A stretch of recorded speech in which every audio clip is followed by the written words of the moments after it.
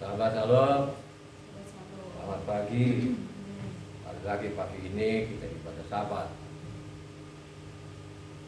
Renungan kita hari ini ambil dari Matityah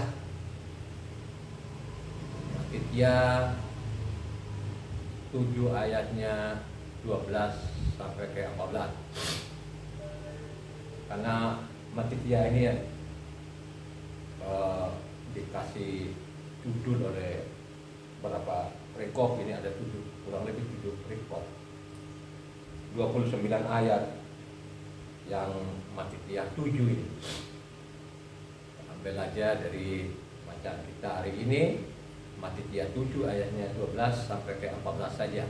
Ada 3 ayat di situ. 3 ayat ini saudara harus direnungkan benar, ya. Karena itu bicara masalah pintu lebar dan pintu yang sempit. Silakan dibaca yang keras. Matityah 7 ayatnya 12 sampai 14. Segala sesuatu yang kamu kehendaki supaya orang perbuat kepadamu, perbuatlah demikian juga kepada mereka. Itulah isi seluruh hukum Torah dan kitab para nabi. Masuklah melalui pintu yang sesak itu, karena lebarlah pintu dan luaslah jalan yang menuju kepada kebinasaan, dan banyak orang yang masuk melaluinya. Karena sesaklah pintu dan sempitlah jalan yang menuju kepada kehidupan, dan sedikit orang yang mendapatinya. Masuklah, ayat 13, masuklah melalui pintu yang sesak itu, karena lebarnya pintu dan luasnya jalan yang menuju kepada kebinasaan, dan banyak orang yang masuk melaluinya. Karena sesaknya pintu dan sempitnya jalan yang menuju kepada kehidupan, sedikit sekali orang yang mendapatkan. Wah, luar biasa ya. Ada pintu yang lebar dan ada pintu yang sempit.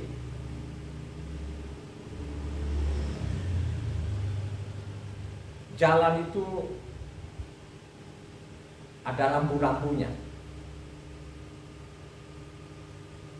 Apalagi kalau jalan yang sempit, terus berliku-liku, itu banyak sekali namanya rambu-rambu lalu lintasnya. Jadi saya ini adalah penjelajah daratan. Saya perhatikan sekali namanya rambu-rambu itu. Ya. Saya jelajahi seluruh Sumatera itu, saya jelajahi dulu, saya cari namanya uang dari provinsi ke provinsi, apalagi kalau lewat daerah-daerah Kerinci. Kemarin ada kejadian Kapolda Jambi itu celaka di daerah Kerinci. Kerinci itu pegunungan dan jalannya berkelok-kelok, tanjakan, turunan. Kalau jalan yang sempit berkelok-kelok, kebanyakan itu namanya rambu-rambu. Makanya perhatikan betul-betul itu rambu-rambu. Harus kita bisa membaca rambu-rambu itu. Kalau kita tidak membaca rambu-rambu itu bisa celaka. Makanya ada rambu-rambu, kalau tanjakan ada rambu-rambunya, turunan ada rambu-rambunya, dan kalau dia berkelok-kelok itu harus kita tahu loh, saudara ya. Kalau berkelok-kelok itu biasanya seperti cacing itu anak-anaknya. Oh, itu berarti berkelok-kelok. Jadi rambu-rambu itu harus diperhatikan, ya. Kalau namanya yang lurus-lurus seperti tol itu kan mungkin agak jarang-jarang lah rambu-rambu itu. Biasanya yang lebar-lebar itu. Tapi kalau jalan yang sempit itu memang banyak sekali rambu-rambu, dan rambu-rambu itu harus kita tahu, ya. Harus kita tahu, harus kita hafal apa sih artinya rambu-rambu ini, harus itu, supaya juga kita tahu masalah masalah rambu-rambu itu kan ada namanya buku petunjuknya, ya. Jadi petunjuk itu ada loh, saudara ya. Dan kalau saudara ini jadi sopir, harus tahu itu rambu-rambu. Kalau tidak tahu itu rambu-rambu, itu berbahaya, ya. Kembali hari ini kita bicara namanya pintu yang lebar dan pintu yang sempit. Karena lebarnya pintu ini banyak sekali orang yang masuk, ya. Pintu yang lebar itu banyak orang masuk menuju ke kebinasaan. Tapi karena sempitnya jalan itu sedikit sekali orang. Ya. Apa sih yang dimaksud namanya pintu yang lebar dan pintu yang sempit? Makanya saya selidiki kitab suci ini selama 23 tahun. Yang kita baca hari ini, saya sudah baca ke 171 kali. Ya. Jadi 171 kali saya sudah baca ini yang kita baca hari ini. Saya baca ini berurutan dari Kejadian sampai Wahyu itu. Sampai saya bicara ini sudah masuk lagi namanya 172 kali dari Kejadian sampai Wahyu. Saya baca kitab suci ini selama 23 tahun. Ya. Sehingga saya tahu apa sih maksudnya namanya pintu yang lebar dan pintu yang sempit. Ya. Karena lebarnya pintu ini, wah banyak sekali orang. Benar loh saudara. Ya.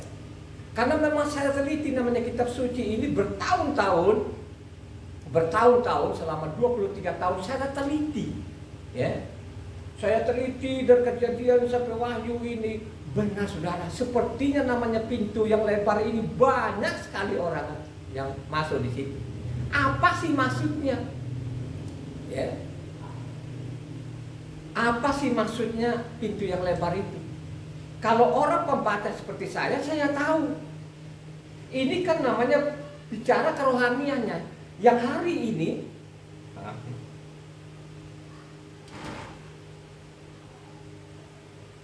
kita baca Matius 7 ayatnya 12 sampai 14 ini sangat jelas. Kalau kita baca 12-nya di sana itu lebih jelasnya di Luka. Penjelasannya di situ itu masalah kasih. Masalah kasihlah musuhmu. Ya. Kalau kita baca coba satu orang coba kita baca di Lukanya saja, Luka dari 27 sampai 31. Supaya kita ngerti tadi apa sih yang dimaksud namanya ayat 12 itu. Baru nanti kita ke bawah itu jalan yang lebar dan jalan yang sempit. Coba baca dari 27 sampai 31, Luka 6. Luka 6, 27 sampai 31 yang keras. Ini tadi yang kita baca ayatnya 12 di Matius 7 ayat 12 tadi. Karena tidak ada penjelasan di situ. Tetapi kepada kamu yang mendengarkan aku berkata, kasihilah musuhmu, berbuatlah baik kepada orang yang membenci kamu, mintalah berkat bagi orang yang mengutuk kamu, berdoalah bagi orang yang mencaci kamu. Barang siapa menampar pipimu yang satu, berikanlah juga kepadanya pipimu yang lain. Dan barang siapa yang mengambil jubahmu, biarkan juga ia mengambil bajumu. Berilah kepada setiap orang yang meminta kepadamu, dan janganlah meminta kembali kepada orang yang mengambil kepunyaanmu. Dan sebagaimana kamu kehendaki supaya orang berbuat kepadamu, perbuatlah juga demikian kepada mereka. Ya. Jadi itu penjelasannya. Kalau ayat 12 tadi itu di Matius 7 ayat 12 tadi tidak ada penjelasannya, tapi kalau di Luka tadi 6 ada penjelasan. Itu masalah kasih, ya.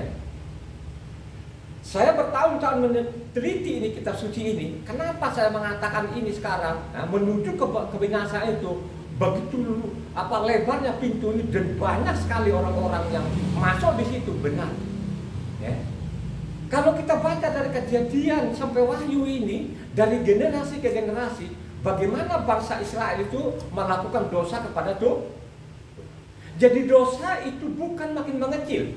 Ya, jadi ingat ya, dosa itu bukan makin mengecil. Jadi dosa itu makin terbuka lebar-lebar. Jadi dosa itu makin bertumpuk-tumpuk sampai detik ini. Ya. Jadi dosa itu makin bertumpuk-tumpuk, ya. Banyak sekali orang yang masuk di situ. Kenapa mereka ini sekarang yang miliaran orang itu mereka tidak pedulikan lagi baca kitab suci? Yaitu tadi sering saya baca patokan mereka pendetanya mereka, kalau dia sudah sarjana, sudah selesai mereka ini. Yang miliaran orang ini, khusus orang Kristen kan miliaran ini, sudah bagi mereka itu sudah, itu surga. Ada rumah ibadahnya yang mewah dan lain sebagainya, dengan ada pengajarnya dia, dengan segala detailnya, mereka anggap itu sudah selesai. Jadi nggak usahlah baca-baca kitab suci ini. Ini fatal, sangat fatal loh saudara ya. Saya berulang-ulang kali, kalau bicara namanya ilmu-ilmu sekuler itu, kalau engkau tidak baca ilmu sekuler, engkau tidak belajar ilmu sekuler, maka lu juga nggak bisa apa-apa. Ya, makanya dilatih kita ini dari kecil itu, dari guru-guru kita itu, dari TK itu sampai perguruan tinggi itu, supaya kita ini belajar, ya, dipelajarilah namanya ilmu-ilmu sekuler itu, kan gitu, ya. Tanpa kau belajar ilmu sekuler itu tidak tahu apa-apa. Begitu juga lah kerohaninya ini, ya. Marilah kita baca kitab suci ini dari Kejadian sampai Wahyu dengan berurutan. Ya. Coba kan, saya baca selama 23 tahun ini ya, setiap hari saya baca ini kitab suci ini, ya. Coba kan, selama 23 tahun saya tidak berhenti, sehingga saya tahu nanti bagaimana bangsa Israel ini dari generasi ke generasi ini dosa dan dosa sampai saat ini. Kenapa saya mengatakan sampai saat ini dosa ini makin menumpuk-numpuk? Ini saya bicara dulu sama orang Israel. Bait sucinya tidak ada sampai saat ini. Ya. Kenapa itu namanya bait suci itu tidak ada? Ya, ada penjelasannya dalam isi kitab suci. Karena mereka meninggalkan nama Yahweh itu, mereka meninggalkan Tauratnya, mereka pakai namanya bukunya mereka sekarang, namanya kitabnya apa? Kitab apa? Namanya Talmud. Jadi sekarang orang-orang Yahudi itu ada Talmudnya, ya, Talmudnya. Jadi Taurat ini sekarang orang Israel bukan namanya nomor 1, tapi mereka anggap itu pelengkap doang. Coba, ini dosa yang bertumpuk-tumpuk. Ya, makanya saya mengatakan juga seperti orang Kristen ini juga yang miliaran orang, miliaran loh ini Kristen ini, miliaran. Ya, mereka juga tidak hiraukan namanya Taurat tadi, hukumnya Tuhan tadi, tapi mereka lebih suka namanya buku apa? Bapak gereja. Jadi dia sibuk dengan buku bapak gerejanya untuk dia memperoleh namanya kita. Dia tidak baca lagi ini namanya kitab tadi, namanya Taurat ini. Ingat baik-baik ya, selama penyelidikan saya selama 23 tahun, saya tidak pernah ketemukan ya, satu kata pun bahwa Taurat itu dibuang. Ya. Jadi ingat nanti kalau kita baca namanya Matitya ini ada berapa pasal? Halo, ada 28 pasal. Jadi Matitya ini ada 12 pasal. Ya. Ya. Jadi kenapa saya bilang tadi itu mari kita urut-urut baca supaya ketahuan. Tadi kan sudah dibacakan oleh saudara Ina tadi, Luka 6 tadi, ya. Itu apa penjelasannya tadi? Ayat 12. Kan gitu, ya. Ternyata ayat 12 sana mengajarkan kita namanya kasih. Kan gitu, ya. Mengajarkan kasih. Tapi kalau kita baca mundur ke belakang, dicatat di Matitya ini tidak demikian. Tidak demikian, makanya saya mengatakan ini ada perbuatan-perbuatan itu dengan sengaja. Pasti mereka sengaja ini. Sengaja penulis ini yang atau terjemahkan dari dulu ini, dan sampai saat ini pun mereka tidak pedulikan itu. Jadi ada tulisan di situ. Kenapa saya bilang sengaja? Karena ayatnya di bawah itu mengatakan kasih, sedangkan ayat di atas ada kebencian. Coba kita mundur ke belakang sedikit, baca namanya. Ini ada kesengajaan, makanya saya bilang tadi ini dosa ini makin menumpuk-numpuk. Ya, dosa itu kan bicara namanya apa? Pintu yang lebar tadi itu, ya, menumpuk-numpuk. Karena di Matitya 5 ayatnya 43 baca. Ini saya mau kasih tahu kepada jemaat ini. Ini saya mengatakan ini sengaja. Kenapa saya mengajarkan? Sengaja ada ayat di bawah yang mengatakan bahwa ajaran namanya Yesua, atau mereka bilang orang Kristen itu Yesus itu mengajarkan kasih. Inilah yang dipegang sampai saat ini. Jadi seolah-olah namanya perjanjian baru itu bukankah kasih. Coba baca. Coba Matius 5 ayatnya 43. Catat ini saudara ya. Ini saya akan bongkar ini. Ini saya bilang sengaja di sini. Ini saya akan bongkar di sini. Ya, ayatnya 43 baca dulu. Kamu telah mendengar firman, kasihilah samamu manusia dan bencilah musuhmu. Ya, jadi mereka selipkan di situ bencilah musuh. Ya, kalau orang tidak teliti kitab suci ini, seolah-olah namanya ada tertulis, maksud tertulis adalah Taurat itu ajaran kebencian. Kenapa saya bilang ini sengaja di situ? Ayat 44 mengatakan apa?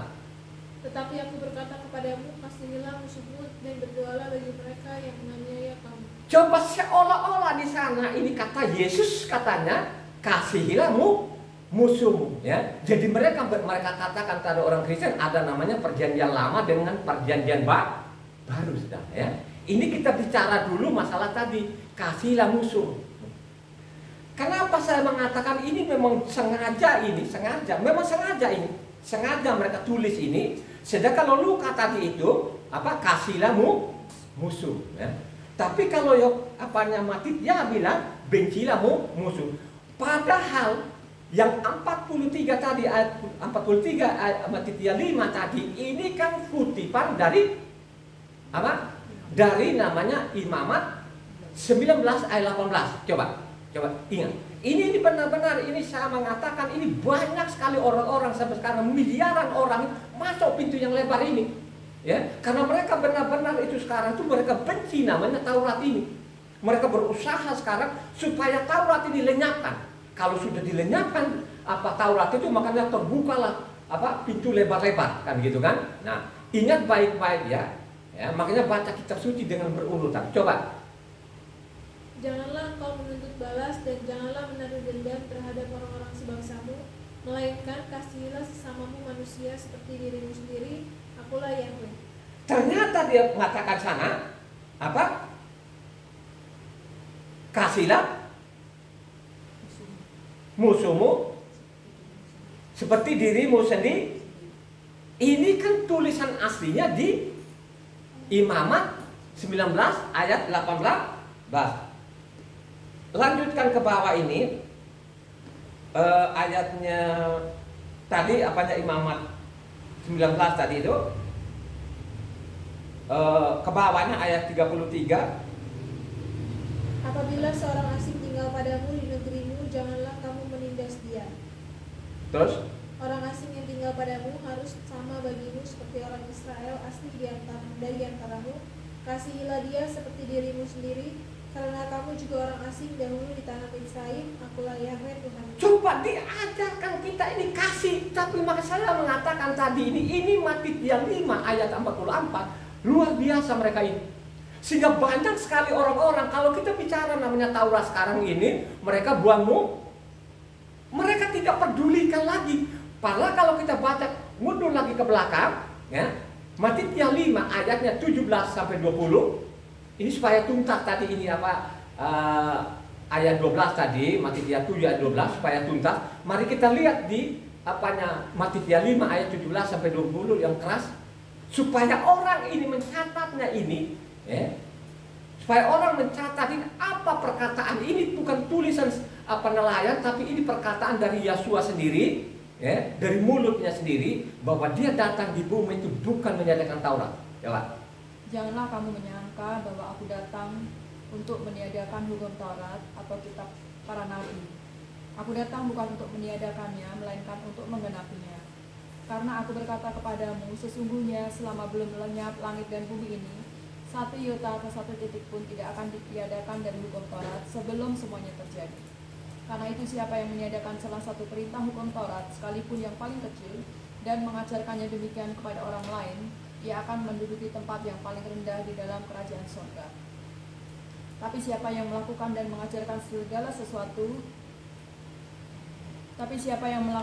mengajarkan segala perintah perintah hukum Taurat ia akan menduduki tempat yang tinggi di dalam kerajaan surga. Maka aku berkata padamu, jika hidup keagamaanmu tidak lebih benar daripada hidup keagamaan ahli Taurat dan orang-orang Farisi, sesungguhnya kamu tidak akan masuk dalam kerajaan surga. Bagaimana itu katanya di atas tadi, dia mengatakan 1.1 mendingkan langit dan bumi ini lenyap daripada namanya hukum Taurat batal. Bagaimana sekarang ini saya tahu kejahatan manusia ini ya, mendorong orang masuk dalam kebinasaan tadi ini, diselipkan di situ, bencilamu. Kenapa saya mengatakan itu mereka sengaja di situ? Karena ayat 44 sana, kasihilah musuh. Coba saudara, ya. Ini adalah penipuan dan banyak sekali ini korban. Ya, dari generasi ke generasi ini, ya, banyak orang yang mati konyol gara-gara namanya hukumnya Tuhan ini. Coba, ya, coba di mimbar ini berapa orang sekarang ini, ya, yang memiliki titel yang berderet-deret ini, bahwa Taurat itu namanya tidak berlaku lagi. Mari kita bongkar nanti ini, kita lihat ini. Saya tidak detil loh, kalau detil ini kan terlalu banyak nanti, lama sekali khotbahnya. Mari kita lihat lagi ini. Ini pembohongan-pembohongan di dalam ini, mengajak orang mati sia-sia ini. Coba kamu baca Galatia 2 ayatnya 16, supaya tuntas tadi ini yang kasihlah musuhmu tadi.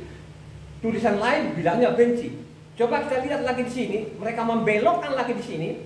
Galatia 2 ayatnya 16. Kamu tahu bahwa tidak seorang pun yang dibenarkan oleh karena melakukan hukum Torah, tetapi hanya oleh karena iman dalam Hamasya Yeshua. Sebab itu kami pun telah percaya kepada Hamasya Yeshua, supaya kami dibenarkan oleh karena iman dalam Hamasya dan bukan oleh karena melakukan hukum Torah. Sebab tidak ada seorang pun yang dibenarkan oleh karena melakukan hukum Torah. Coba, tidak ada seorang pun yang dibenarkan. Ini benar-benar luar biasa dan banyak sekali korban ini. Korban mati sia-sia, saudara. Ya. Tulisan aslinya tidak demikian.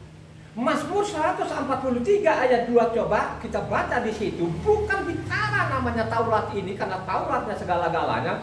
Taurat itu kekal. Ini saya lihat penulis-penulis ini mereka sengaja ini. Mereka coba-coba memutarbalikkan namanya surat-suratnya Rasul Saul ini, akhirnya banyak orang mati. Banyak orang mati loh sampai sekarang ini. Ini yang miliaran orang. Ya.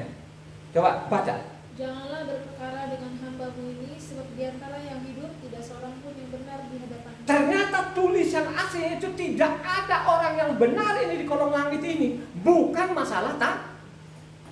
Coba saudara. Ya. Akhirnya apa sekarang ini di pendeta-pendeta di mimbar ini, mereka berkuah-kuah sekarang itu bahwa Taurat itu tidak berlaku. Coba saudara. Makanya saya mengatakan kalau perburuan lu bilang apa? Berlaku. Coba 1 yota 1 titik loh. Ini perkataannya Tuhan sendiri. Bagaimana mereka memutarbalikkan ini? Tapi lucunya Galatia 3 ayat 21 apa katanya? Bahwa Taurat itu adalah kebenaran, saudara. Coba baca Galatia 3 ayat 21. Kalau demikian, pertentangankah hukum Torah dengan janji-janji Tuhan? Sekali-kali tidak. Sebab andai kata hukum Torah diberikan sebagai sesuatu yang dapat menghidupkan, maka memang kebenaran berasal dari hukum Torah. Memang kebenaran itu berasal dari namanya apa? Itulah namanya kebenaran. Kalau Pak pendeta ini sekalipun dia doktor profesor, dia tidak pernah menjelaskan kepada jemaat apa itu kebenaran. Ya. Kalau seperti saya ini pembaca, saya tahu itu apa namanya kebenaran. Makanya Ulangan 6 di sana ayat 25 mengatakan, kalau engkau menjadi benar, ikuti perintahnya tuh, ikuti namanya Tauratnya tuh, ikutilah namanya hukumnya tuh Tuhan. Yang dikatakan tadi aku datang itu bukan meniadakan namanya Taurat. Begitu juga lah namanya Galatia 4 ayat 45 di sana, ya. Kalau berdasarkan tadi Galatia 2 tadi itu mereka putar balik, tapi Galatia 4 ayat 4 sampai 5. Tetapi setelah genap waktunya, maka Tuhan mengutus anaknya yang lahir dari seorang perempuan dan takluk kepada hukum Torah. Ia diutus untuk menebus mereka yang takluk kepada hukum Torah, supaya kita diterima menjadi anak. Ternyata itu yang ditebus tadi, ya, Dengan pengorbanan di kayu salib itu yang ditebus adalah orang-orang yang namanya patuh kepada namanya Tahu yang mengatakan tadi aku datang bukan meniadakan 1.1 iota. Kalau kamu tidak lebih benar dari ahli-ahli Taurat ini, kamu tidak masuk dalam kerajaan surga. Itu jalan yang sempit, dah. Ya, coba kan. Beda dengan sekarang miliaran-miliaran ini, dia lebih suka namanya perintah manusia. Coba saudara, ya. Ini jelas-jelas tadi ditulis itu bahwa kebenaran itu berasal dari Taurat, saudara. Ya. Makanya ditulis lagi Galatia 4 ayat 45 tadi, ya. Tiba saatnya, ya, dia datang menebus orang-orang namanya patuh pada yang tidak mau membuang yang mengamalkan namanya Taurat. Ya. Begitu juga lah nanti Efesus 2 di sana. Inilah senjata-senjata yang mereka penipu-penipu yang di mimbar ini, ya, sampai saat ini, dan mereka membunuh orang, sekian orang, miliaran orang sekarang ini, memang luar biasa. Mereka potong-potong di situ, mereka pakai ini namanya Efesus 2 ayat 15. Saya mau buka ini, ya, coba. Sebab dengan matinya sebagai manusia, ia telah membatalkan hukum Torah dengan segala perintah dan ketentuannya, untuk menciptakan keduanya menjadi satu manusia baru di dalam dirinya, dan dengan itu mengadakan damai sejahtera. Nah, disitulah mereka pakai lagi di sini, tapi mereka tidak baca selengkapnya, karena memang orang-orang yang di mimbar itu dia tidak peduli ini. Dia lebih suka namanya buku gerejanya itu, ya, gitu kan? Dia sampai di situ saja. Dengan matinya dia, akhirnya dia membatalkan semua kitab dengan segala ketentuan. Coba saudara, ya. Kalau hanya dibaca di situ, benar-benar seolah-olah Tuhan itu membuang nanti kan bertentangan dong namanya Matitia 5 tadi ayat 17. Coba kan, ini Tuhan bagaimana sih peletot-peletut? Kan gitu. Tapi kalau kita baca lengkap, baru kita tahu nanti yang dimaksud itu, yang dimaksud tadi Efesus 2 ayat 15, tidak demikian. Yang dihapus adalah utang. Ya, utang apa? Kambing domba, ya. Kan gitu. Itulah yang dihapuskan. Kita tahunya dari mana? Mari kita baca selanjutnya Kolose 2 ayatnya 14. Dengan menghapuskan surat hutang yang oleh ketentuan hukum mendakwa dan mengancam kita, dan itu ditiadakannya dengan memakukannya pada kayu salib. Jadi itulah yang dipakukan di kayu salib itu menggantikan, karena namanya Yesua itu apa? Anak ganti anak domba, saudara. Ya. Makanya kalau kita lihat telusur kitab suci di dalam, ya, tidak mereka pakai Pesak lagi, tidak mereka pakai Pesak, mereka pakai namanya Jumat Agung. Makanya nanti ada Pesaknya mereka pakai namanya hari Minggu. Jadi setiap nama tahun itu mereka ada namanya Jumat Agung. Baru nanti Pesaknya mereka hari Minggu setiap tahun. Pada dalam isi kitab suci di dalam kitab Taurat di sana, Pesaknya itu tanggal berapa? Pesaknya itu tanggal 14 kan begitu kan?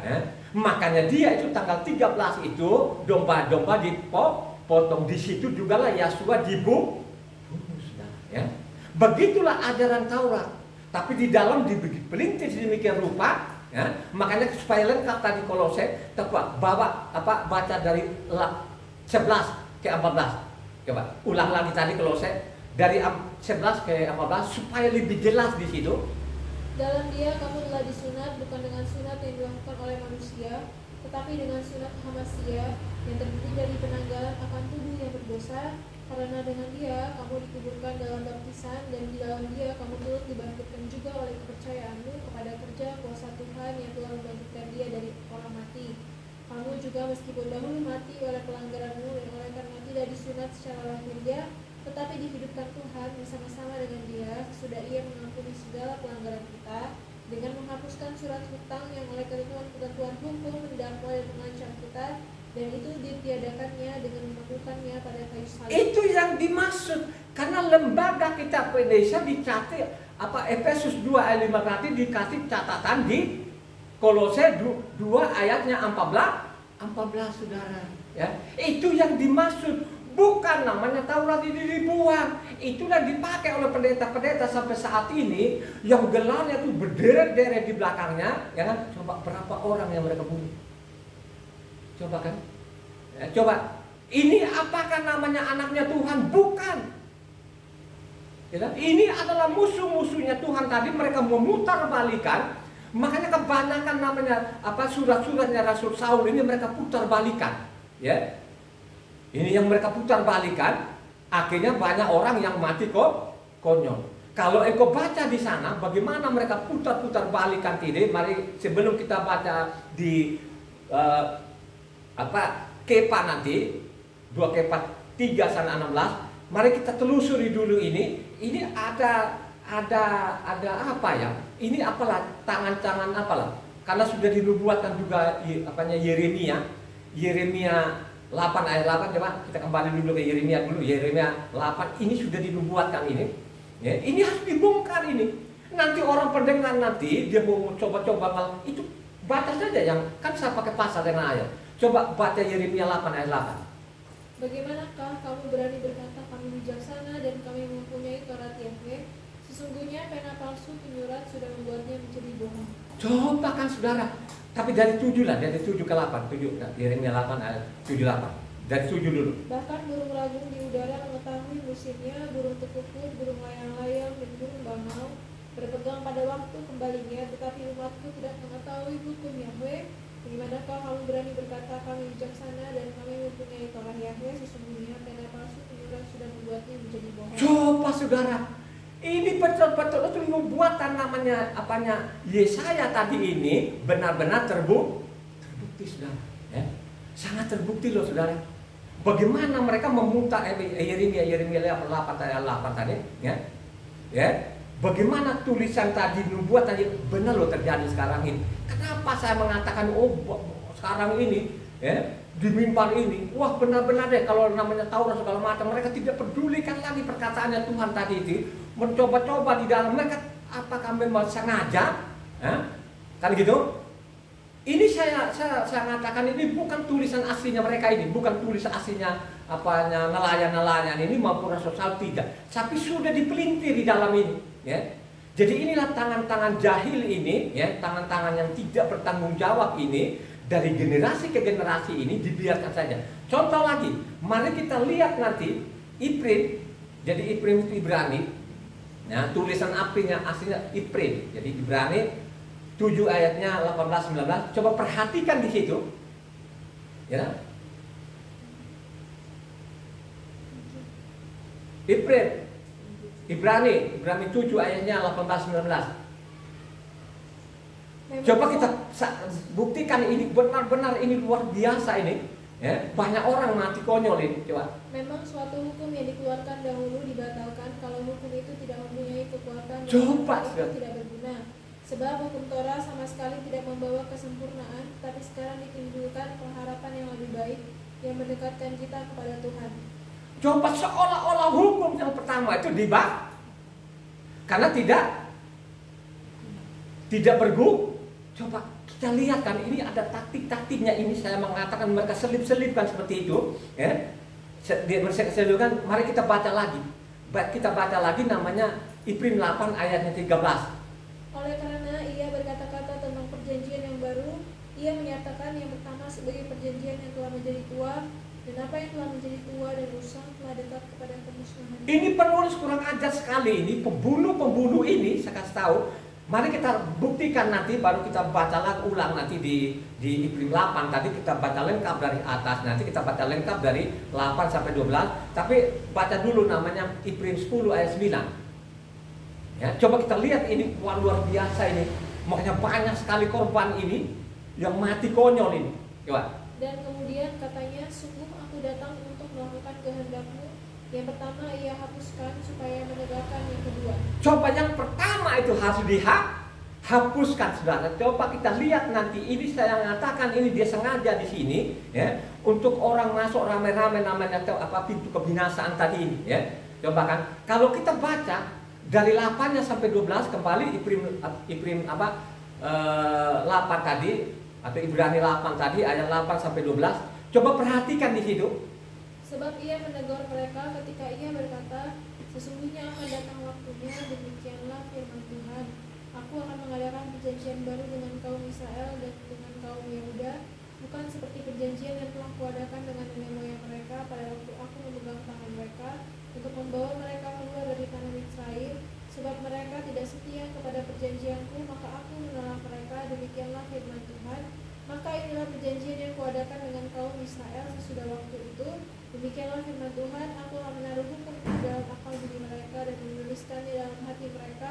Maka aku akan menjadi Tuhan mereka dan mereka akan menjadi umatku. Dan mereka tidak akan mengajar lagi sesama warganya atau sesama saudaranya dengan mengatakan kenalah Tuhan, sebab mereka semua besar kecil akan mengenal aku. Sebab aku akan menaruh belas kasihan terhadap kesalahan mereka dan tidak lagi mengingat dosa-dosa mereka. Oleh karena ia berkata-kata tentang perjanjian yang baru, ia menyatakan yang pertama sebagai perjanjian yang telah menjadi tua, dan apa yang telah menjadi tua dan rusak telah dekat kepada kemusnahan. Coba dia lihat sekali si penulis ini dengan sengaja, saudara. Padahal yang kalau kita baca namanya ayat 8 tadi, ini kan kutipan dari Yeremia 31. Tapi 31 sana, ayat 31, 33, dia tidak baca keseluruhannya. Makanya itulah sekarang yang mereka pakai, orang Kristen bilang sudah ada namanya perjanjian baru, saudara. Ya. Jadi ini mereka lihai sekali ini untuk membunuh orang. Padahal nanti kalau kita baca namanya Ibrahim 8 tadi, ayatnya 8, ini kan kutipan dari mana? Yeremia 31 ayat 31, 33. Ini tulisan apa lembaga kitab Indonesia? Coba, benar nggak? Coba kita buka Yeremia 31 ayat 33 sampai 34. Tetapi beginilah perjanjian yang kuadakan dengan kaum Israel sesudah waktu itu, demikianlah firman Yahweh. Aku akan menaruh Tauratku dalam batin mereka dan menuliskannya dalam hati mereka. Maka aku akan menjadi Tuhan mereka dan mereka akan menjadi umatku. Dan tidak usah lagi orang mengajar sesamanya atau mengajar saudaranya dengan mengatakan kenalah Yahweh, sebab mereka semua besar kecil akan mengenal aku, demikianlah firman Yahweh. Sebab aku akan mengampuni kesalahan mereka dan tidak lagi mengingat dosa mereka. Coba dipotong di situ, tapi dia tidak baca ke selanjutnya. Kalau dia baca ke selanjutnya, baru kita paham. Bukan perjanjian baru pada waktu namanya rasul-rasul ini, pada waktu dia datang. Tapi ada waktunya nanti akan diadakan perjanjian namanya apa? Orang Israel. Coba loncat tadi lagi apanya Ibrahim 10 ayatnya 16-17. Tadi kan kita sudah baca di atas ada ayat 9-nya, ya. Yang lama itu kan dibuang. Ya. Yang baru ini ditegakkan, yang lama itu dibuang. Tapi di bawahnya ayat 16-17, coba baca. Sebab setelah ia berfirman, inilah perjanjian yang akan kuadakan dengan mereka. Sesudah waktu itu ia berfirman pula, aku akan menaruh hukumku di dalam hati mereka dan menuliskannya dalam akal budi mereka, dan aku tidak lagi mengingat dosa-dosa dan kesalahan mereka. Coba kan mereka potong di situ seolah-olah ini perjanjian baru pada waktu zaman Yasua. Sebenarnya namanya Yeremia 31 itu kalau dibaca lengkap dari atas 1 sampai namanya 40, baru kita tahu ada perjanjian, ada waktu nanti. Waktunya kapan? Pada waktu namanya Yerusalem ketiga jadi dibahas, disitulah dia berdamai dengan namanya orang Israel. Mari kau baca lengkap. Coba ulang lagi tadi Yeremia 31 ayat 31, karena lembaga kitab Indonesia dia potong itu, dia tidak lengkap ayatnya. Mari kita baca lengkap di situ ayat 31 sampai 40. Coba. Jadi Yeremia 31 ayat 31 sampai 40. Baru nanti kita sadar, ternyata yang Yeremia katakan itu nanti bukan zaman Yasua. Bukan zaman rasul-rasul, bukan. Karena kelihatan nanti di sana pembangunan Yerusalem tidak akan dirobohkan lagi. Coba baca sampai 40, dari 31 sampai 40. Sesungguhnya akan datang waktunya, demikianlah firman Yahweh, aku akan mengadakan perjanjian baru dengan kaum Israel dan kaum Yehuda, bukan seperti perjanjian yang telah kuadakan dengan nenek moyang mereka pada waktu aku memegang tangan mereka untuk membawa mereka keluar dari tanah Misraim. Perjanjianku itu telah mereka ingkari meskipun aku menjadi Tuhan yang berkuasa atas mereka, demikianlah firman Yahweh. Tetapi beginilah perjanjian yang kuadakan dengan kaum Israel sesudah waktu itu. Demikianlah firman Yahweh, aku akan menaruh Tauratku dalam batin mereka dan menuliskannya dalam hati mereka. Maka aku akan menjadi Tuhan mereka dan mereka akan menjadi umatku. Dan tidak lagi usah orang mengejar sesamanya atau mengejar saudaranya dengan mengatakan kenalah Yahweh, sebab mereka semua besar kecil akan mengenal aku. Demikianlah firman Yahweh, sebab aku akan mengampuni kesalahan mereka dan tidak lagi mengingat dosa mereka. Beginilah firman Yahweh yang memberi matahari untuk menerangi siang, yang menetapkan bulan dan bintang-bintang untuk menerangi malam, menjang mengaharu biru laut sehingga gelombang-gelombangnya ribut. Yahweh semesta alam namanya. Sesungguhnya seperti ketetapan-ketetapan ini tidak akan beralih dari hadapanku. Demikianlah firman Yahweh, demikianlah keturunan Israel juga tidak akan berhenti menjadi bangsa di hadapanku untuk sepanjang waktu. Beginilah firman Yahweh, sesungguhnya seperti langit di atas tidak terukur dan dasar-dasar bumi di bawah tidak terselidiki, demikianlah juga aku tidak akan menolak segala keturunan Israel karena segala apa yang dilakukan mereka. Demikianlah firman Yahweh, sesungguhnya waktunya akan datang, demikianlah firman Yahweh, bahwa kota itu akan dibangun kembali bagi Yahweh dari menara Hananeel sampai pintu gerbang sudut. Kemudian tali pengukur itu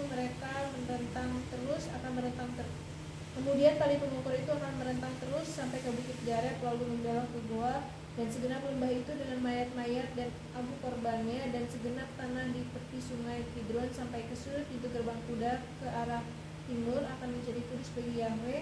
Orang tidak akan meruntuhkan dan merobohkannya lagi di sana untuk selama-lamanya. Coba, tidak akan merobohkan lagi namanya bait suci sampai selama-lamanya. Itulah namanya perjanjian ya.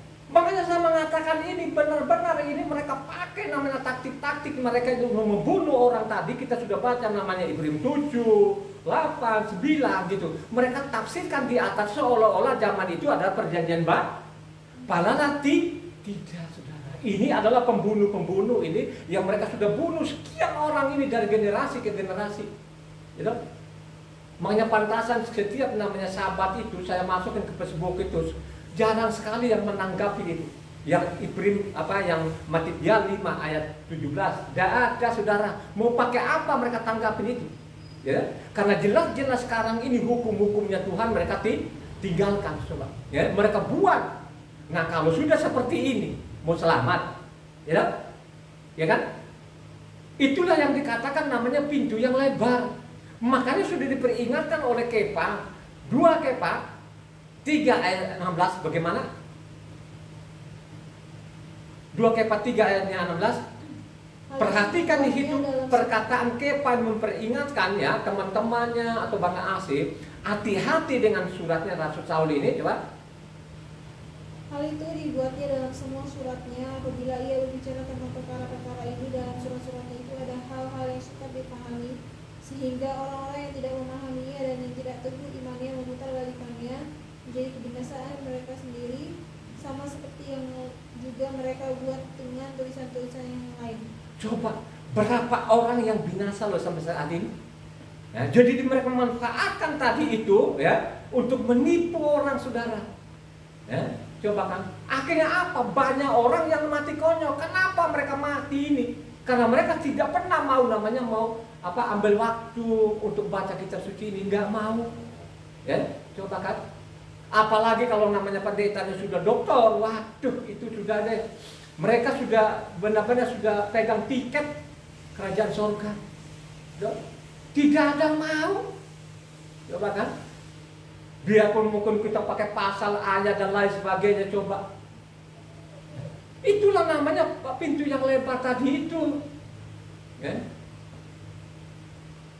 Kalau engkau tidak memahami yang benar ini, kau tidak memiliki pengetahuan akan firman ini, mati konyol, saudara. Ya. Makanya saya sudah 23 tahun ini saya baca kitab suci ini. Saya ajak orang, marilah kau pelajari kitab suci ini. Dia harus kau pelajari, mutlak namanya harus pelajari, supaya engkau hidup. Coba kan? Supaya engkau hidup. Kata Imam Barat 18 ayat 5 berapa? Mengatakan bagaimana? Imam 18 ayat 5. Sesungguhnya Sesungguhnya kamu harus berpegang pada ketetapanku dan peraturanku. Orang yang melakukannya akan hidup karenanya. Coba, siapa saja dari bangsa manapun yang pegang baik-baik namanya hukumnya Tuhan, Tauratnya Tuhan, sekarang dia adalah yang salah selamat, saudara. Itulah namanya apa? Pintu yang sempit. Ya. Coba, masuk surga itu tidak bisa nyelonong-nyelonong begitu saja. Masuk surga itu ada syaratnya.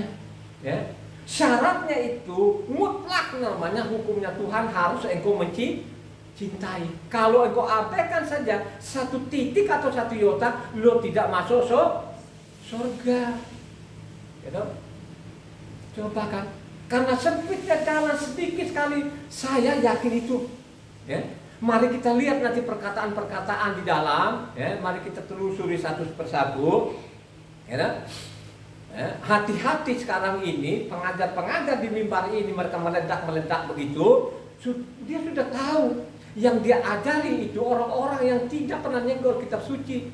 Ya. Hanya bisa nanti dia kuras-kuras, namanya kantong-kantong orang itu. Coba saudara, ya. Tidak berkata benar. Nah, kalau sudah seperti itu, sudah saya bacakan tadi itu, ya. Masih bandel juga, ikut-ikutan lagi itu. Taurat itu tidak berlaku, Taurat itu sabit, tunggu waktu. Ya. Tidak ada pengampunan. Ya. Jadi ingat tadi, karena sempitnya jalan, karena luasnya jalan, banyak sekali orang masuk menuju namanya kebinasaan. Tapi karena sempitnya jalan, sedikit sekali orang yang masuk dalam namanya kehidupan. Sedikit sekali orang katanya. Bahkan makanya mari nanti dia perumpamakan seperti zaman Noah maupun zaman Sodom dan Amora gitu ya. Kalau kita baca namanya Yohanes 14 ayat 6, akulah jalan, kebenaran dan hidup. Ingat baik-baik ya. Ini harus betul-betul ini dibaca dibaca yang benar ya. Akulah jalan, kebenaran dan hidup. Jalan itu harus benar. Kalau tidak benar itu lu tidak hidup. Harus benar. Coba baca namanya Yohanes 14 ayatnya 6.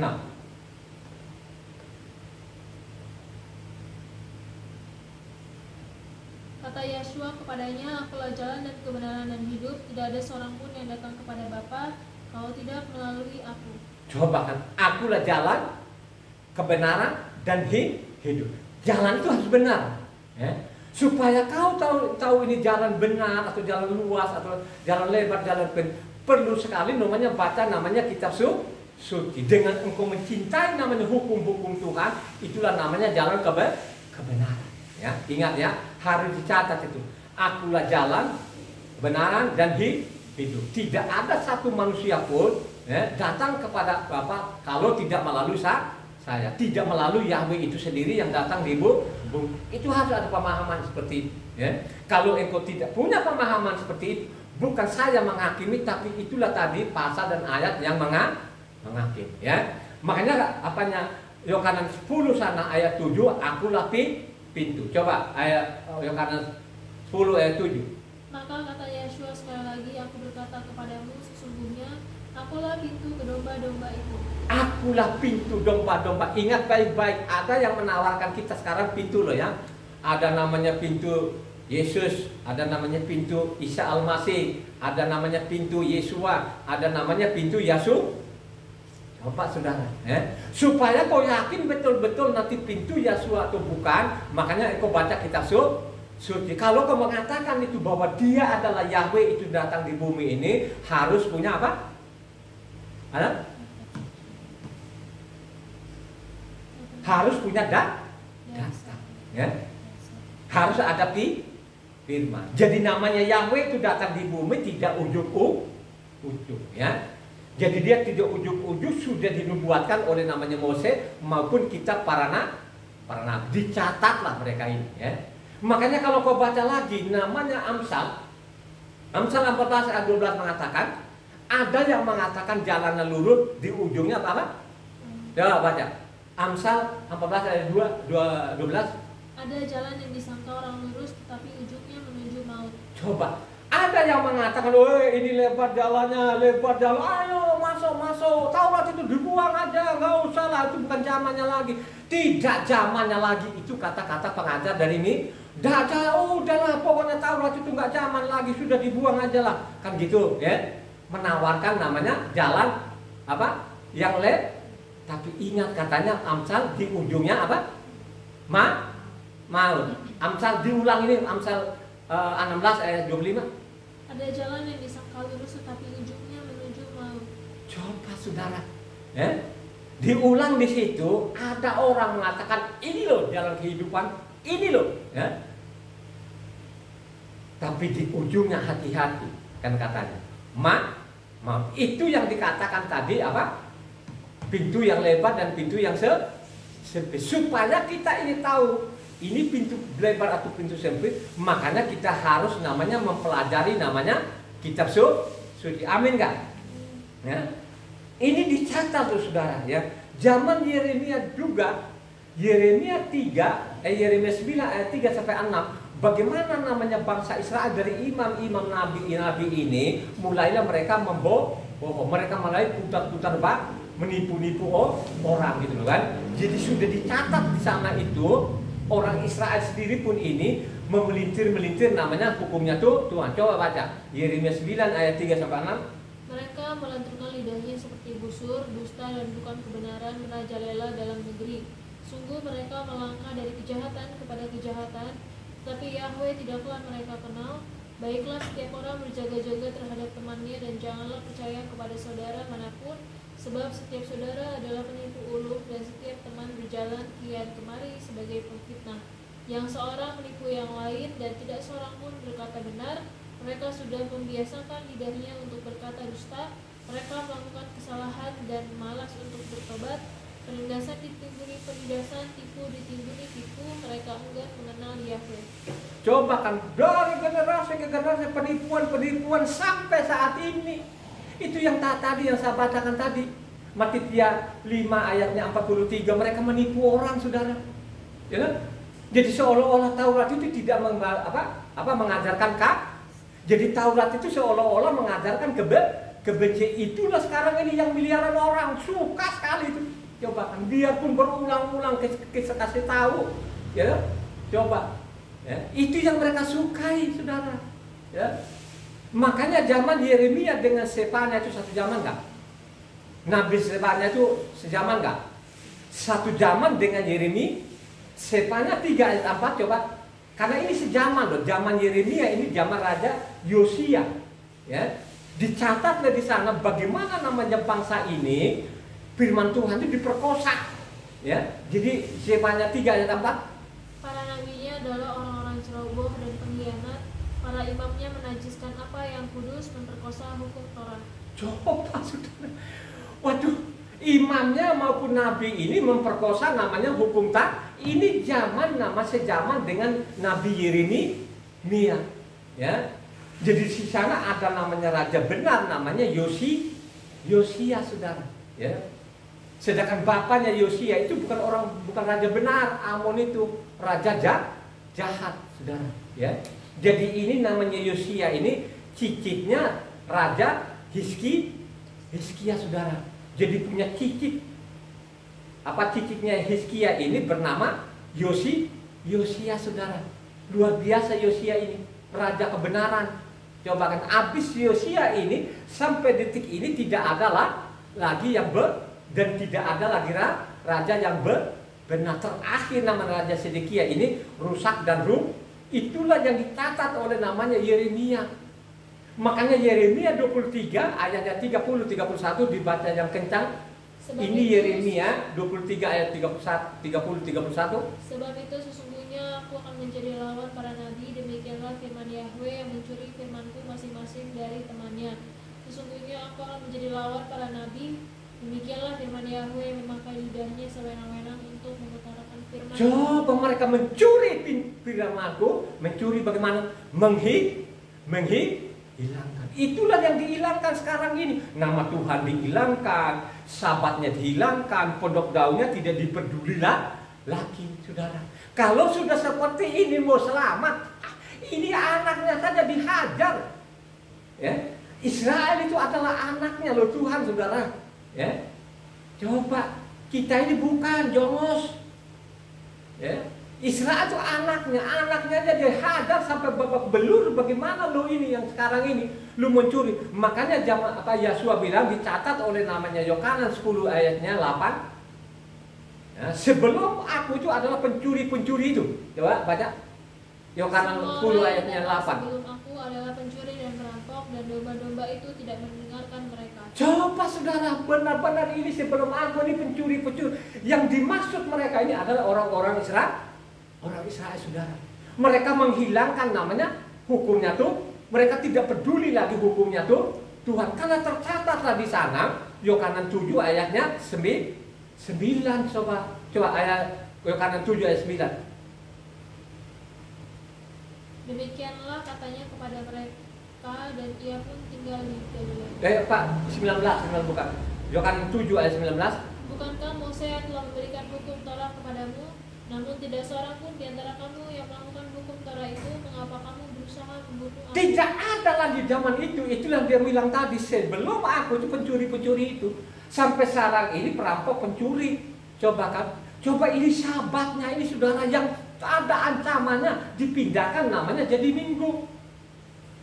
Coba kan, ada namanya pondok daunnya di dalam, di masih dirayakan. Yosua sendiri pun juga rayakan pondok daun, mereka gantikan namanya yang tidak ada tulisan Nana.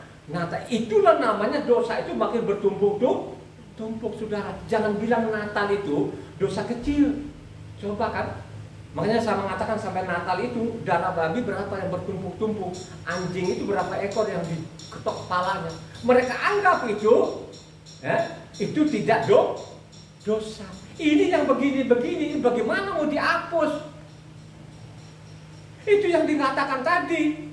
Kalau dilarang begini nggak mau, makanya dia carilah pintu yang lebar untuk dia supaya dia bebas sekarang ini, supaya tidak ada larangannya. Makanya dia berusaha sekarang untuk namanya meniadakan namanya menghilangkan itu fakta. Coba kan, itu fakta. Makanya kalau kau catat di sana, kenapa saya mengatakan ini dosa ini makin menggunung? Pintu kebinasaan makin melebar dan melebar karena sudah dicatat oleh namanya Hosea 4 ayatnya 7. Bagaimana kata? Makin bertambah banyak mereka, makin berdosa mereka kepada aku, kemuliaan mereka akan kutukar dengan kehinaan. Coba saudara, makin bertambahlah mereka ini makin berdosa. Itu artinya melanggar namanya hukumnya tuh. Mereka meninggalkan hukumnya Tuhan. Mereka tidak mengenal nama Yahweh lagi. Kalau ayat 6 di atas, umatku binasa karena tidak mengenal aku lagi. Makin bertambahlah mereka ini makin berdosa. Itulah yang pintu yang lebar. Jadi pintu kebinasaan ini sampai detik ini itu makin menganga, makin lebar. Karena mereka berusaha mati-matian sekarang supaya hukumnya Tuhan ini selesai, supaya lebih bebas.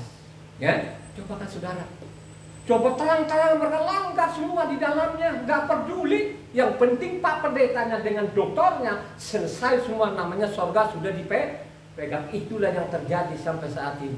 Mau terima tidak terima itu fakta. Tinggal lu bantah saja apa yang saya tulis tadi itu. Saya bukan mengarang-arang, bukan menuding-nuding mereka. Itulah tulisan-tulisan di dalamnya.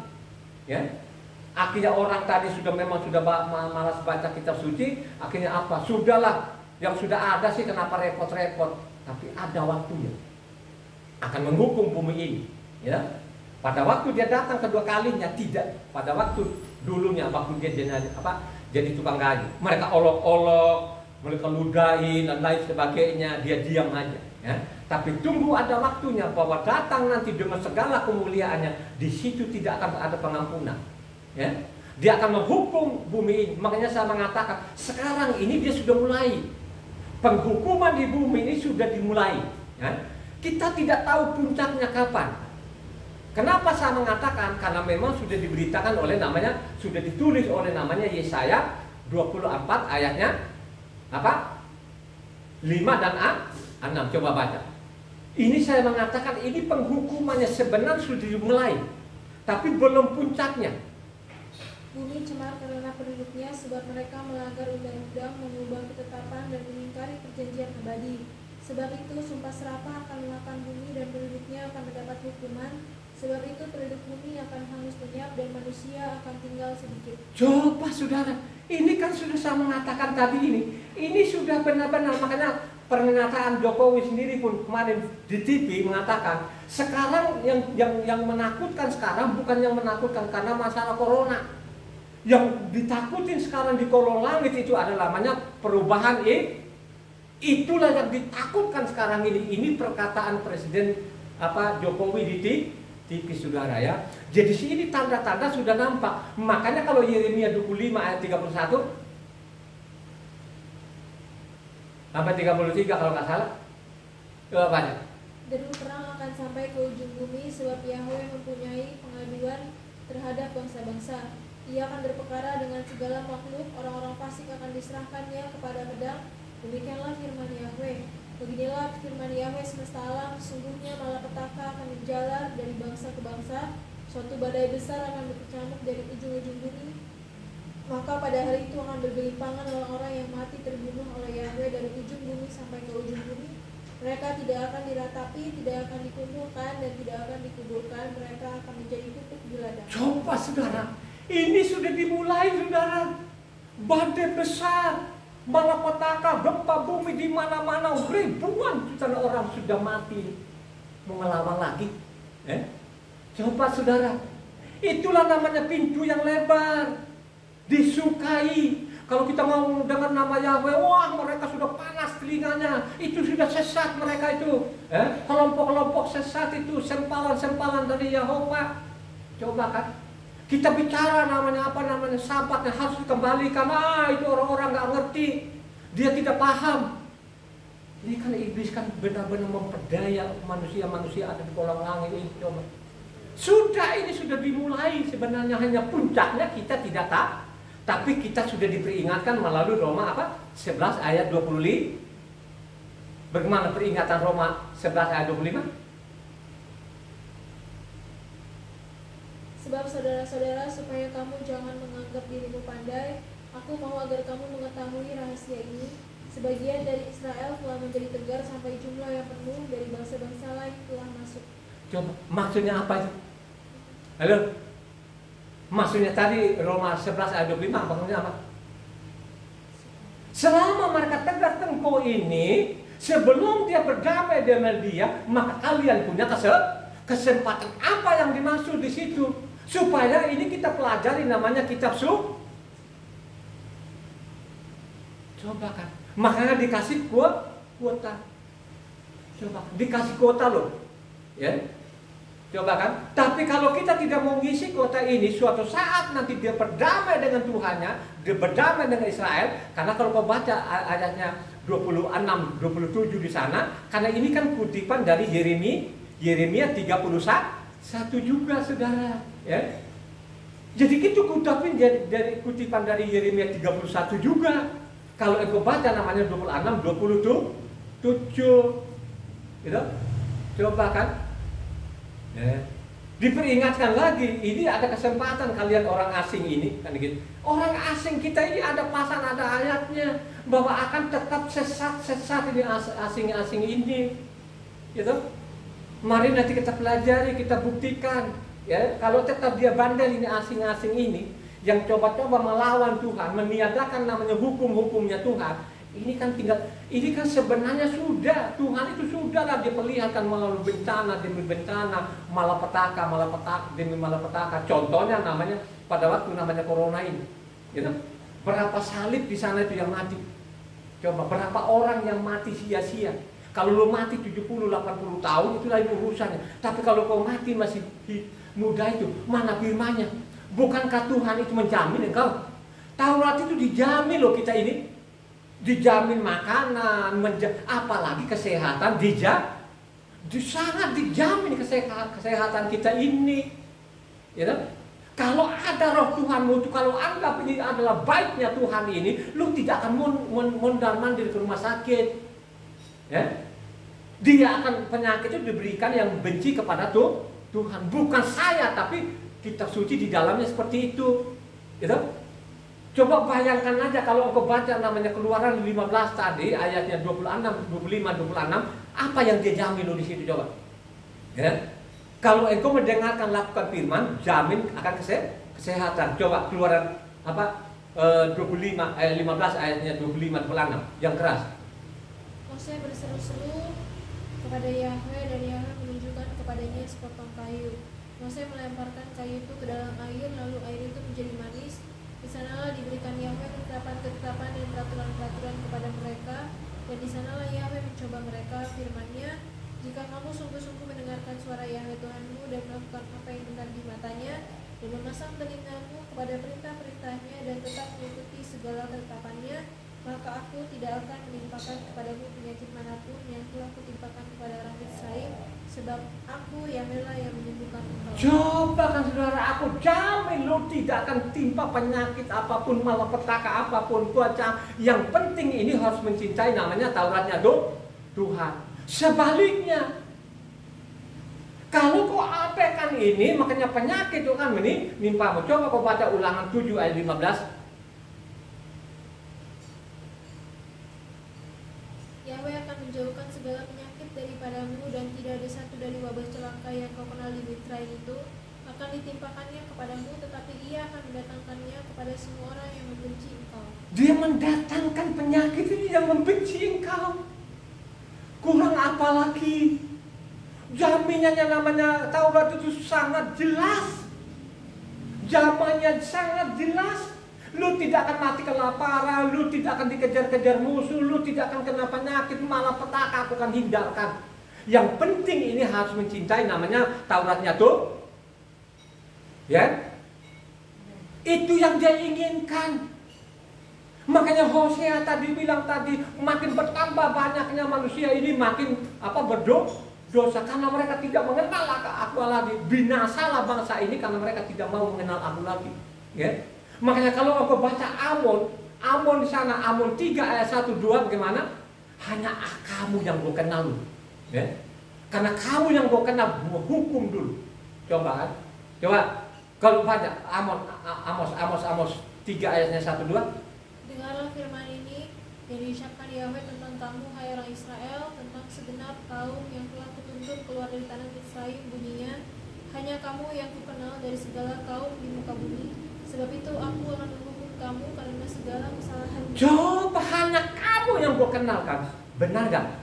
Apakah benar-benar tidak mengenal manusia lain? Apa maksudnya di situ? Karena memang dicatat lah isi buku ini hanya Israel agak lumayan daripada namanya bangsa-bangsa. Coba kurang apa lagi? Orang-orang Misraim lihat sampai laut terbelah pun mereka nggak sadar juga. Coba kan? Ya, dikeraskan hatinya. Begitu juga bangsa asing ini sekarang ini dikeraskan hatinya. Sekalipun ada tulisan di dalam mereka tidak peduli. Coba masa bila melanggar sabatnya, itu dihukum mati yang sebenarnya. Apalagi mau meniadakan sabatnya, mau jadi apa? Ya? Itulah sekarang ini banyak orang mati konyol, ya? Diperdaya oleh Pak pendeta-pendeta dengan segala atributnya mereka. Coba kan? Hanya kamu yang saya kenal. Coba. Aku gak kenal bangsa ini di bumi, hanya kamu yang gue kenal. Coba kan? Makanya kalau aku baca namanya 1 Kefa 4 sana ayatnya 18.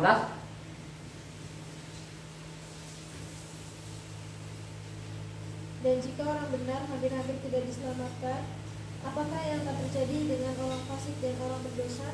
Coba saudara, orang benar aja kata penuh hampir-hampir tidak diselamatkan. Bagaimana orang-orang fasik ini? Jadi orang-orang fasik jangan ikut-ikutan dari mimbar itu, yang pengetahuannya cetek. Jadi dia bilang orang fasik di luar daripada namanya orang-orang namanya tadi ini. Apa dia orang Yahudi atau Kristen?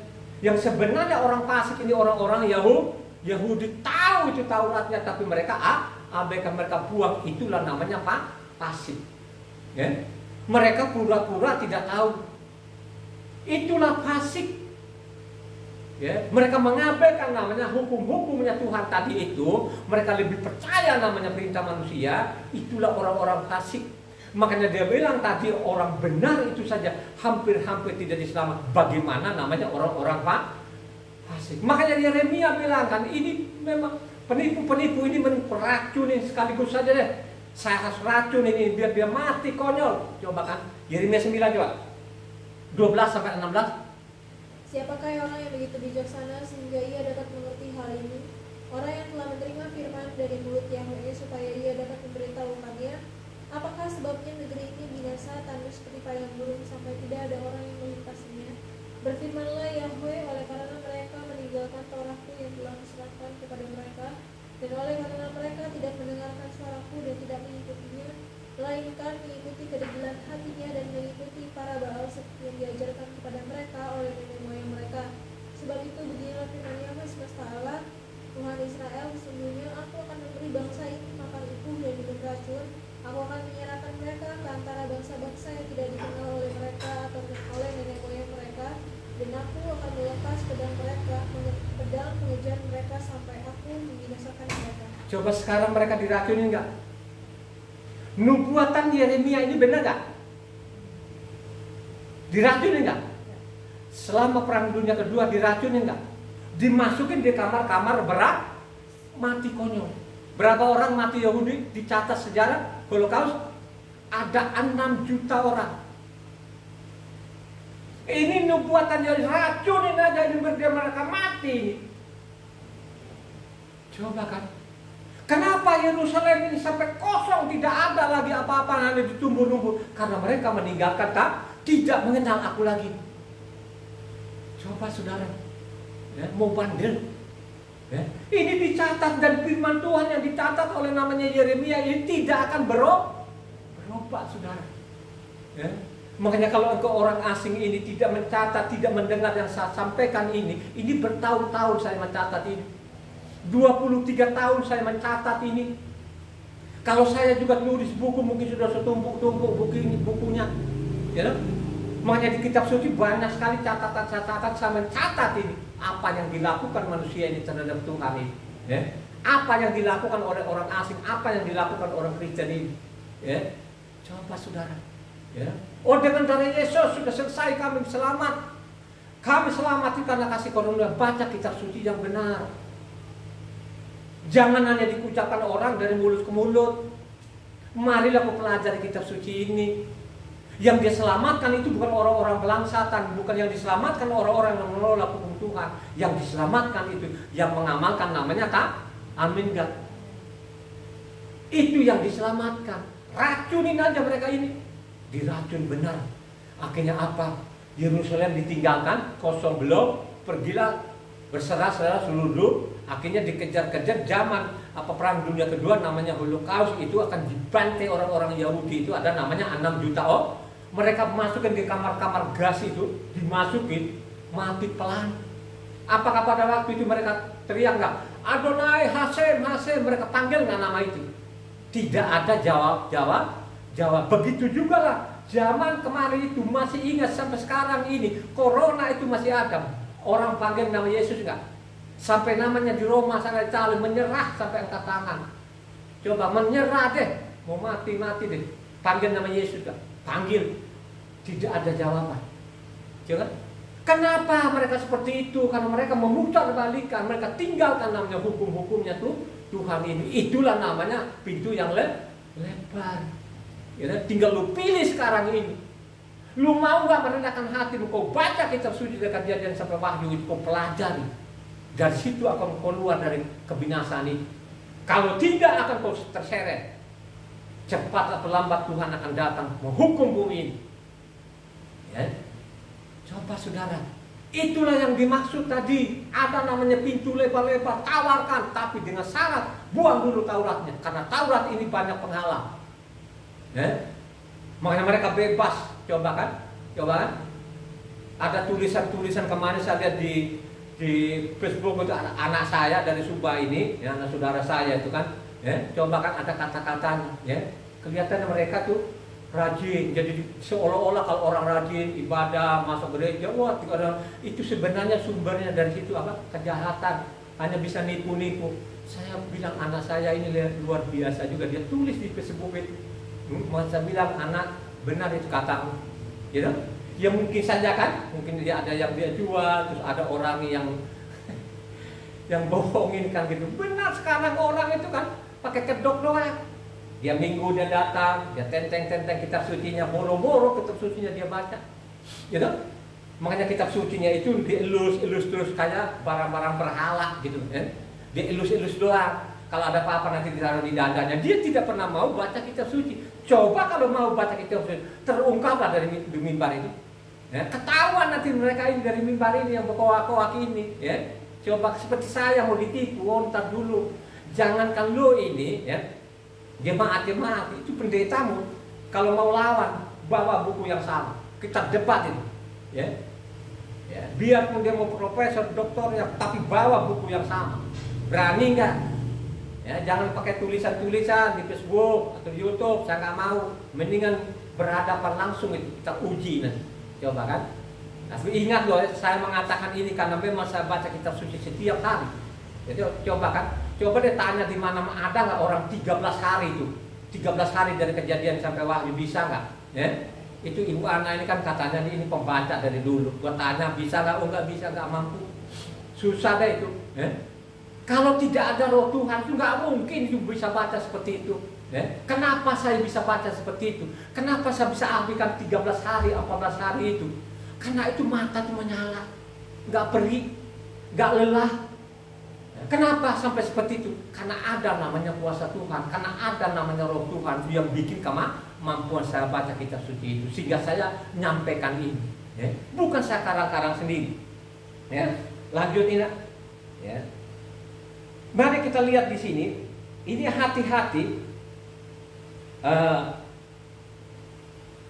malaikat terang ini. Coba 2 Korintus 11. Kenapa saya bilang ini hati-hati mereka ini?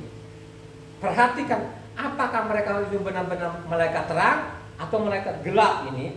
2 Korintus 11 ayatnya 14-15. Hal itu tidak usah mengherankan sebab iblis pun menyamar sebagai malaikat terang. Jadi bukanlah suatu hal yang ganjil jika pelayan-pelayannya menyamar sebagai pelayan-pelayan kebenaran.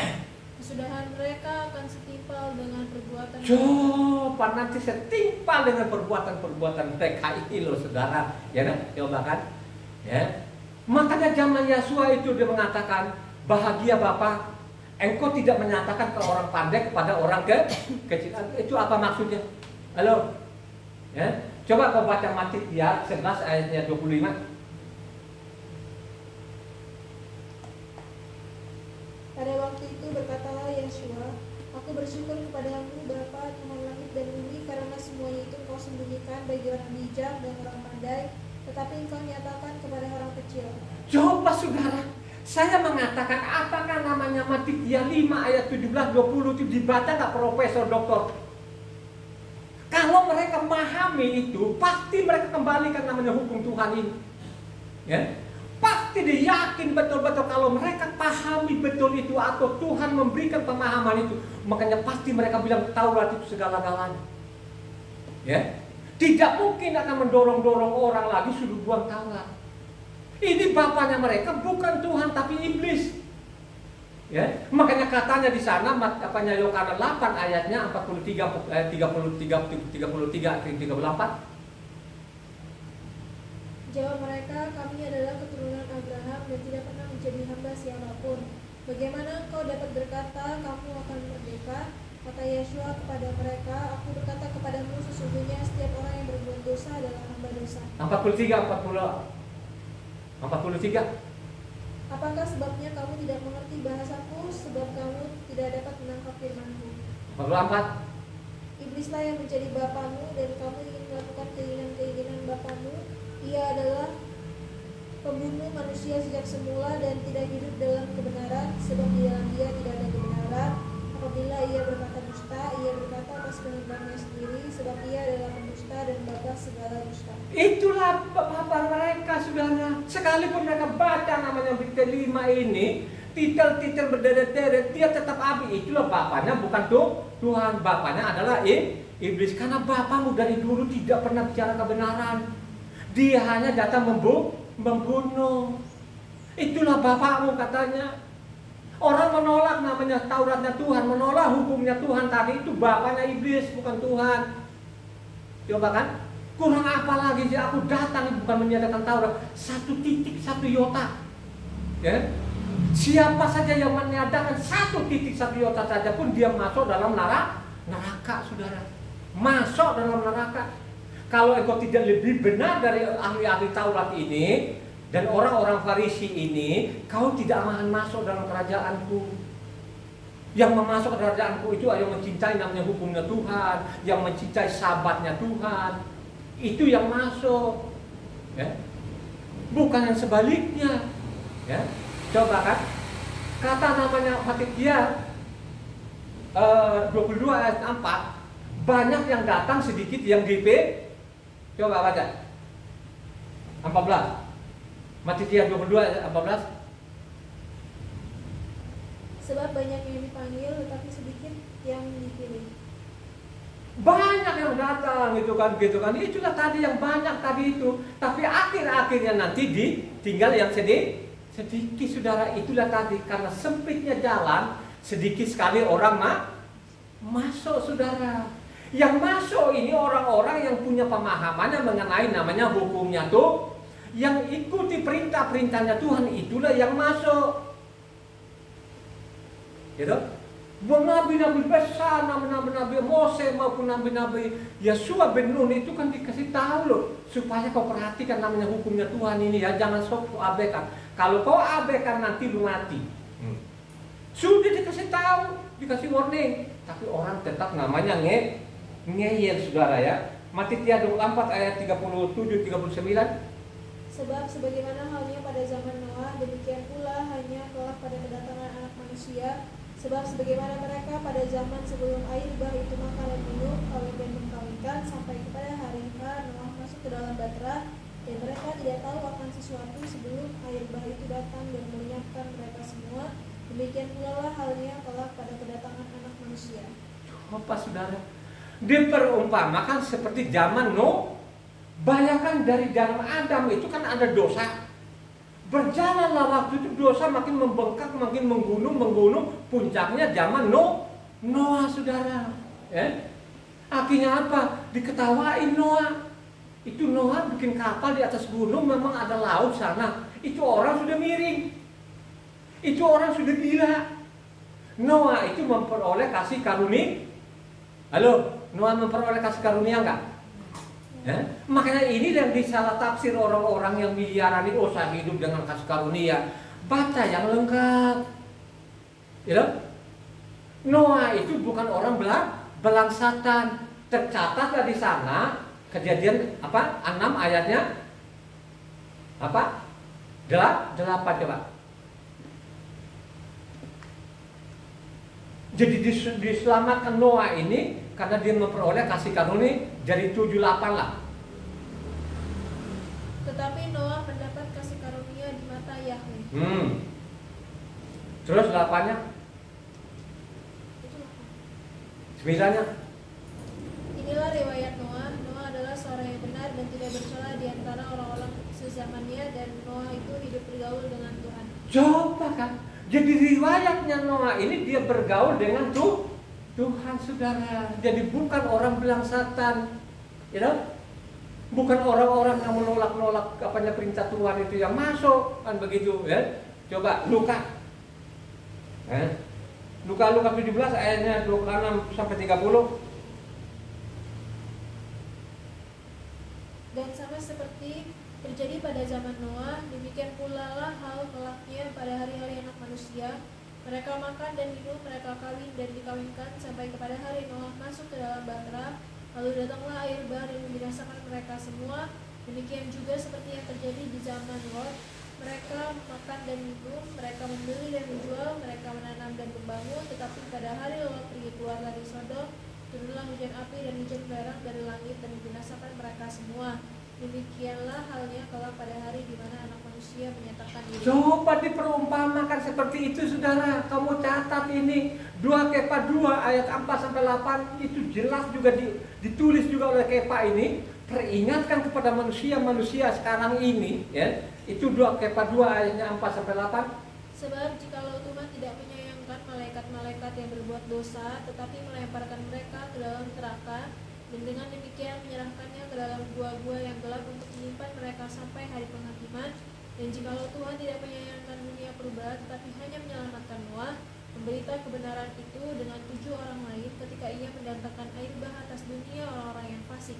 Dan jikalau Tuhan membinasakan kota Sodom dan Amora dengan api, dan dengan demikian memusnahkannya dan menjadikannya suatu peringatan untuk mereka yang hidup fasik di masa-masa kemudian.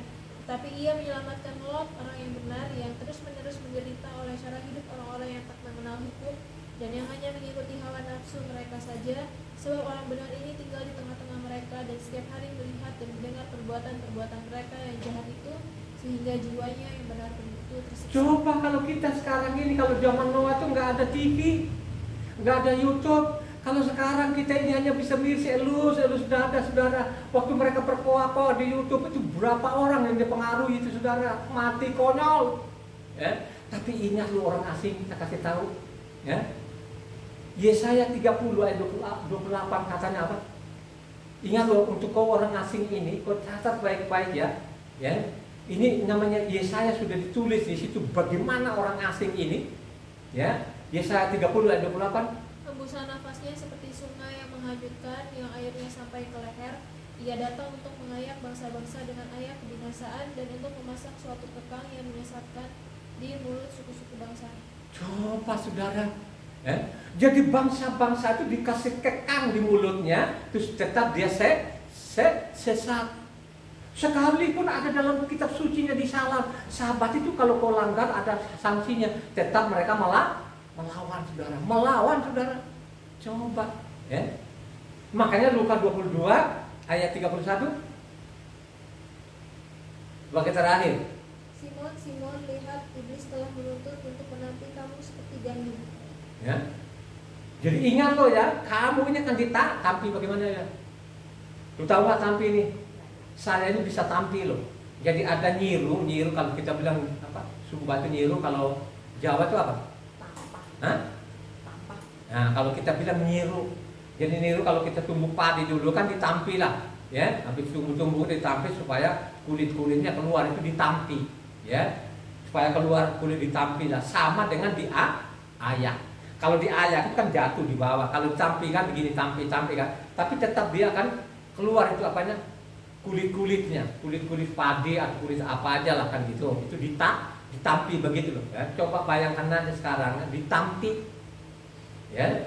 Nah, kalau ini kita tidak punya pemahaman yang benar, ingat baik-baik, karena lebarnya pintu banyak sekali orang yang masuk, karena sempitnya jalan sedikit sekali orang yang masuk menuju namanya kehidupan. Jadi sudah dikasih tahu bahwa akhir zaman nanti sedikit sekali orang yang masuk, ya.